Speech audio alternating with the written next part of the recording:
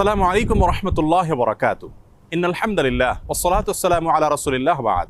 সুপ্রিয় দর্শক, সূরা ইসরার ৮২ নম্বর আয়াতে আল্লাহ তাআলা ইরশাদ করেছেন, ওয়া নুনাজ্জিলু মিনাল কুরআনি মা হুয়া শিফাউন ওয়া রাহমাতুল লিল মুমিনিন। যার অর্থ হলো, আমি কোরআনে কারীমের এমন সব আয়াতসমূহ, সূরাসমূহ নাজিল করি যার মাঝে রয়েছে ঈমানদারদের জন্য আরোগ্য লাভের মাধ্যম এবং তাদের জন্য রহমত তথা আল্লাহর পক্ষ থেকে করুণা। আজ আমরা কোরআনে কারীমের এমন একটি সূরা আপনাদের সঙ্গে শেয়ার করতে চাই যে সূরার অপর নামই হলো সূরাতুশ শিফা বা আরোগ্য লাভের সূরা। আর সেই সূরা হলো আমাদের সকলেরই অতি পরিচিত সূরাতুল ফাতিহা। সহিহ বুখারীতে আবু সাঈদ খুদরী রাদিয়াল্লাহু আনহু থেকে একটি হাদিস বর্ণিত হয়েছে, যে হাদিসের মাধ্যমে বোঝা যায় যে সাহাবায়ে কেরাম সূরাতুল ফাতিহার মাধ্যমে চিকিৎসা গ্রহণ করেছেন এবং অলৌকিকভাবে, বিস্ময়করভাবে কঠিন এবং দুরারোগ্য সমস্যা থেকে তারা মুক্তি লাভ করেছেন।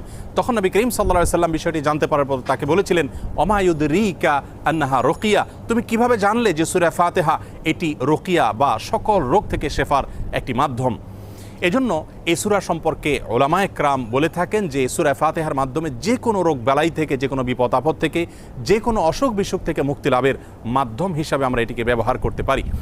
সূরা ফাতিহা এ সম্পর্কে ইমাম ইবনুল কাইয়িম রাহিমাহুল্লাহ তিনি বলেছেন, এই সূরাটিকে বারবার আমি আমল করে দেখেছি। আমার জীবনে যখনই কঠিন কোনো ব্যথায় আমি আক্রান্ত হয়েছি, কাতর হয়েছি, তখনই এই সূরা পাঠ করে ফু দিয়ে সে ব্যথার জায়গাকে মুছেছি। আল্লাহ রাব্বুল আলামিন বিস্ময়করভাবে, অলৌকিকভাবে আমাকে সুস্থতা এবং আরোগ্য দান করেছেন। আমি ব্যক্তিগতভাবে আমার কথা বলতে পারি যে আমার বাসায়, পরিবারে আমার বাচ্চাদের যখন কোনো অসুখ বিসুখ হয়েছে, কখনো কোনো সমস্যা দেখা দিয়েছে, তৎক্ষণাৎ আমি সূরা ফাতিহা পাঠ করে তাদেরকে ফু দিয়েছি, তাদের শরীরে মুছেছি এবং সঙ্গে সঙ্গে আল্লাহ রাব্বুল আলামিন বিস্ময়করভাবে আমাকে উপকারিতা দিয়েছেন। আর এরকম ঘটনা আমার জীবনে ২-৪ বার নয়, বরং অগণিতবার ঘটেছে।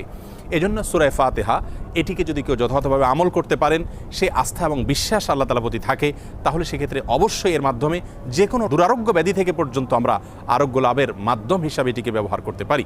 হাদিসে কুদসিতে আল্লাহ রাব্বুল আলামিন বলেছেন, আনা ইনদা যন্নি আবদি বি, বান্দা আমার প্রতি যেমন ধারণা করবে আমি তার প্রতি সেরূপ আচরণ করব।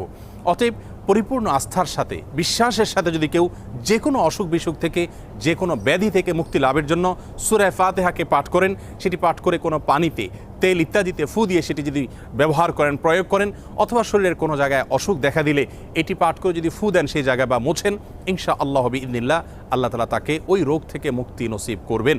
আল্লাহ রাব্বুল আলামিন আমাদের সকলকে কোরআনে কারীমকে সব দিক থেকে আমাদের অনুকরণীয়, অনুসরণীয় গ্রন্থ হিসাবে গ্রহণ করার তৌফিক দান করুন। কোরআনে কারীমের সকল প্রেসক্রিপশনগুলো মেনে আমাদের জীবনকে আলোকিত করার তৌফিক দান করুন এবং কোরআন থেকে শেফা গ্রহণ করে আরোগ্য লাভ করে আল্লাহ তাআলার প্রতি আমাদের ঈমানকে আরও বৃদ্ধি করার তৌফিক দান করুন।